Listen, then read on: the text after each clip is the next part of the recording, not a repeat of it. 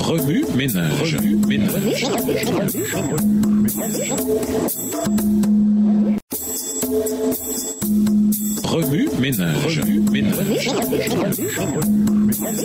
Bienvenue dans votre émission. Remue ménage. Nous voilà à la leçon de dimanche, intériorisé, identifié et désarmé. Lorsque Paul écrivit sa deuxième lettre aux croyants de l'église de Corinthe, il était parfaitement conscient des tentatives de Satan d'envahir leur esprit et de détourner leurs pensées. 2 Corinthiens 2, le verset 11, 2 Corinthiens 11, le verset 3. Paul craignait que l'ennemi ne parvienne à remplir leur esprit de querelles et de la jalousie, de la colère et des rivalités, des insultes et des médisances, de l'orgueil et du désordre. 2 Corinthiens 12, verset 20. Des pensées erronées, des attitudes antagonistes avaient déjà rendu certains Corinthiens méfiants à l'égard de Paul et de son ministère. 2 Corinthiens 11, verset 5, 2 Corinthiens 13, versets 3 et 6. Malgré ces défis, Paul demeura confiant dans la capacité de Dieu à renverser même les forteresses mentales les plus solides. Les chrétiens ne peuvent pas laisser leurs pensées courir dans n'importe quelle direction. Jésus veut nous libérer des pensées qui nous tiennent en esclavage. Cela ne signifie pas que nous arriverons à un moment où notre combat sera terminé. Il y aura toujours une bataille dans l'esprit tant qu'il y aura un conflit entre le bien et le mal.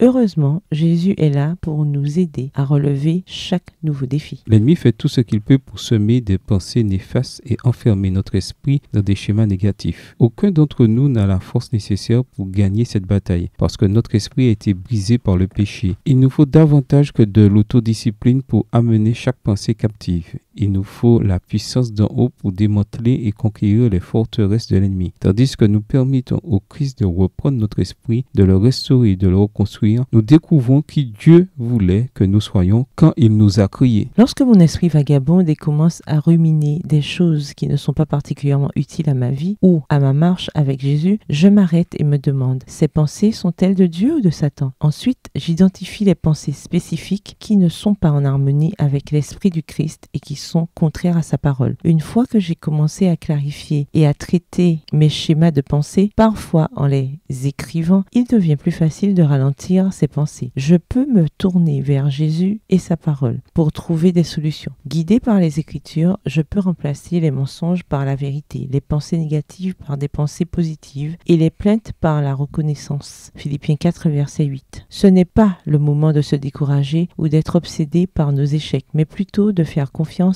au pardon de Dieu et d'être patient avec nous-mêmes lorsque notre croissance n'est pas instantanée. Comme pour une plante, il n'est pas toujours facile de mesurer les progrès quotidiens, mais avec le temps, la croissance se produit. Aujourd'hui, je vous encourage à suivre ces étapes pour surmonter les pensées qui perturbent et gâchent votre journée. Vous arriverez peut-être même à dormir un peu cette nuit. Ménage, revenez à votre texte écrit et étudiez le passage. Encerclez les mots ou expressions ou idées répétées. Soulignez les mots et expressions qui sont importants et qui signifient quelque chose pour vous. Reliez par une flèche les mots ou expressions aux autres mots ou expressions associés au connexe. Quels éclairages particuliers vos notes semblent-elles indiquer dans l'ensemble? Mémorisez votre verset préféré tiré de 2 Corinthiens 10, versets 3 à 5. Écrivez-le plusieurs fois pour vous le rappeler plus facilement. Quelles sont les forteresses mentales dans votre esprit que vous voulez vaincre? Quelles sont les victoires que Dieu vous a accordées dans le passé et qui vous donnent de l'espoir pour l'avenir? Au revoir. Et à demain si Dieu veut.